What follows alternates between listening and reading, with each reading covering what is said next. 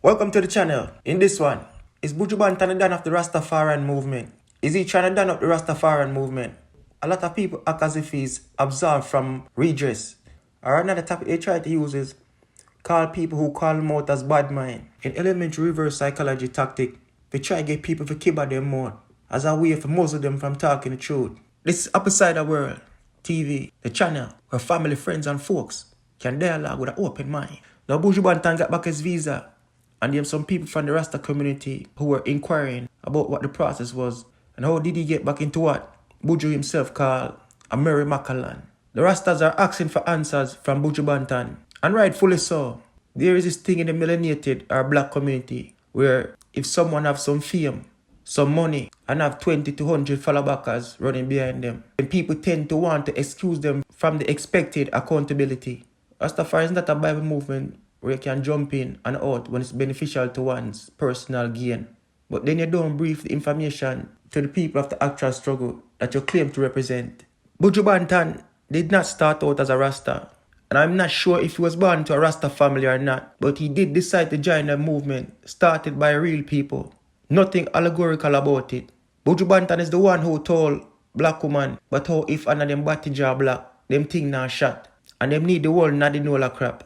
And then after receiving backlash for it, along with the whole boom bye bye thing, Buju Banton jumped to Rastafarians for protection, physical protection and media protection as it helped to stabilize his image over the years. With the Rasta banner along his name, certain things that wouldn't be looked over, people will now turn a blind eye to in Jamaica. How does he not owe Rasta people any explanation when part of the whole thing has been about the struggle and the upliftment from the struggle and the whole each one teach one? The thing was not based in having any big U's and big I's in the movement.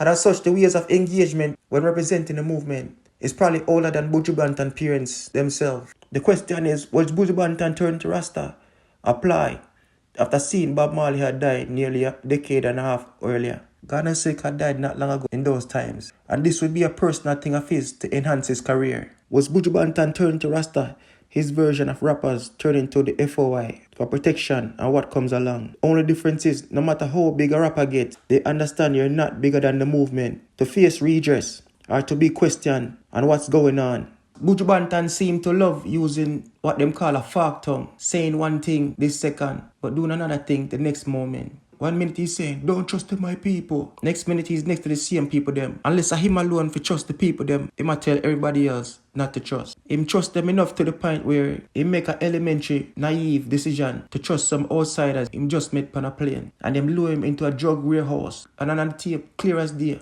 Buju Banton and there tasting cocaine like Alaska in my leg, stamping it as the real fish scale. Trusting the same people him claim to warn everybody about, when the only conversation him should have been having with anybody on that plane is about reggae music. I got that. Put the tape on.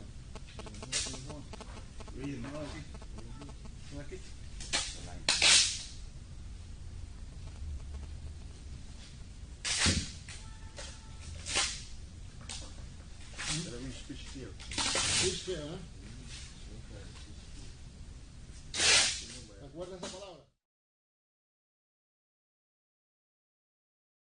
Buju get him sentenced, come on road and dip on this big campaign for try to prove the Jamaican people. I know him do what him do. I set him up. And guess what? They did lay the trap to set him up. And he accepted the setup. Two things can be true at the same time. They're not mutually exclusive. If he was living like how he's singing them songs, them couldn't set him up. Jah knows I'm innocent. Jah knows I'm innocent, yeah. Every minute as something make world news, Buju Banton come out and I talk about don't trust them people. Do not trust none of them. If you're in Jamaica, do not trust the JVC, the TVJ. None of them. Don't trust them people, this and that. Which we're not disregarding when he said that. But he's doing it in a sneaky way to parallel his case to what's going on. In an effort to undermine the fact that he was caught on tape, taste testing cocaine in a warehouse in Florida. And the white boys them lock him up for taste them drugs with intent to buy and distribute. The whole thing about them set him up. Yes, they did. They were doing their job as expected, as Buju should have expected, unless he didn't internalize the lyrics when he did a sing board and was just chatting off him out with locks on him head and now live like how him attack. Now, why wouldn't Rasta people want any explanation in regards to the whole visa thing when it was them who supported Buju and say him innocent from the time he get locked up?